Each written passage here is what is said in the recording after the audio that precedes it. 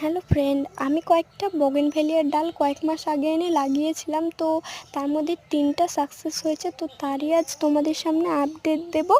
তো চলো দেখা যাক। এই যে ফার্স্ট এই গাছটা কিন্তু খুব ভালো হয়েছে আর খুব গ্রোথও নিয়েছে। তো আমি এই গাছটাকে করব কি, পিঞ্চিং করে দেব। পিঞ্চিং করলে কি হবে, গাছটা খুব ঝোপালো হবে আর অনেক ফুলও পাওয়া যাবে।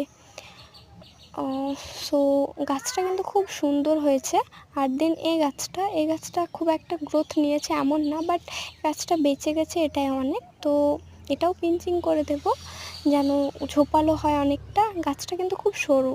আর দেন এই গাছটা, এটা হচ্ছে খুব ভালো হয়েছে। এটা আমি ছোটোতেই গাছে পিঞ্চিং করে দিয়েছিলাম, তো এই জন্যে এই গাছটা অনেকটা ঝোপালো হতে লেগেছে। আর এই গাছের সাইড দিয়ে দেখো অনেকগুলো নয়নতারারও গাছ হয়েছে।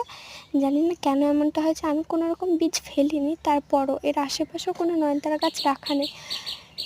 কী জানি কিসের জন্য হয়েছে, হয়তো আমাকে এই গাছগুলো গিফট করছে। তো আজকের মতো চলি তাহলে, বাই। আর এর কালারটাই তো বলা হলো না, এর কালারটা হচ্ছে পিঙ্ক